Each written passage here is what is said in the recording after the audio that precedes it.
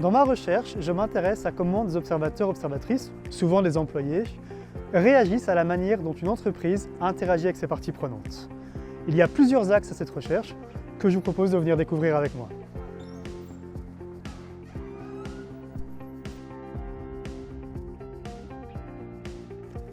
La particularité de ma recherche, c'est qu'elle est pluridisciplinaire.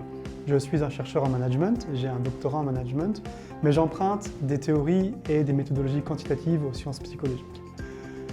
Mon identité de chercheur, elle est à cette intersection entre l'étude du comportement organisationnel, c'est-à-dire le comportement des employés dans leur environnement de travail, et par extension pragmatique à tout observateur de ce que ferait l'organisation, et des domaines du management comme la responsabilité sociale de l'entreprise ou l'irresponsabilité sociale de l'entreprise, et l'éthique des affaires et la gestion de la conformité à la loi.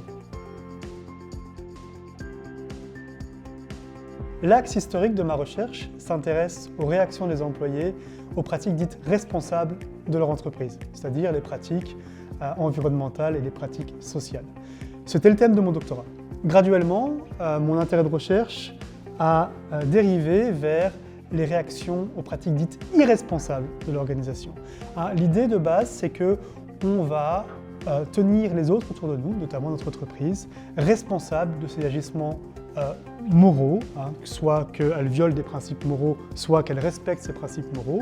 Et quand on se rend compte qu'une entreprise viole des principes moraux, on peut s'engager dans des comportements, par exemple, de représailles. Donc ça, c'est un thème de recherche qui m'a animé ces dernières années, qui continue à m'animer. Et en ce moment, je développe avec une doctorante une recherche sur pourquoi des employés ne réagiraient pas à ces pratiques irresponsables de leur entreprise. L'axe en cours de développement ou à venir dans ma recherche s'intéresse à ce qu'on appelle l'éthique des affaires et la gestion de la conformité.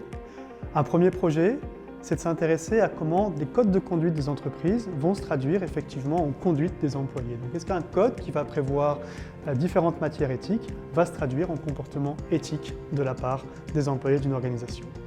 L'autre projet, c'est de s'intéresser aux déterminants du comportement de lanceurs d'alerte. Nous avons une directive européenne qui prévoit des canaux de signalement internes aux organisations et des canaux de signalement externes aux organisations.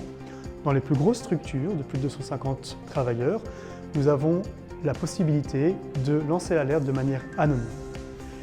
Tout l'enjeu pour les entreprises, ça va être de savoir comment est-ce qu'un employé, une employée va préférer de lancer l'alerte en interne plutôt que de lancer l'alerte en externe, puisque rien ne l'oblige à choisir le canal interne avant le canal signalement externe.